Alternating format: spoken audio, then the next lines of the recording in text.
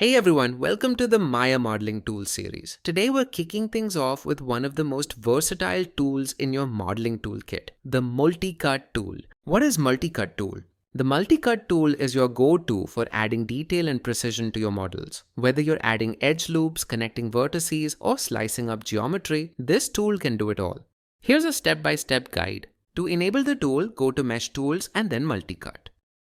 Or just press Shift plus right click and then multi-cut in the viewport.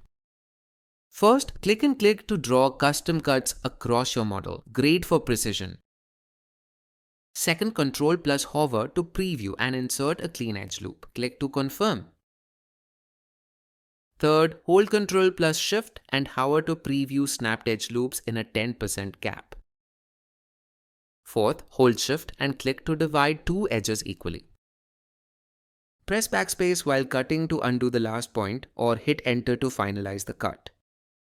Hold middle mouse plus drag while hovering to slide the cut position interactively. And lastly, edge flow option. To enable it, press shift plus right click and then multi-cut option.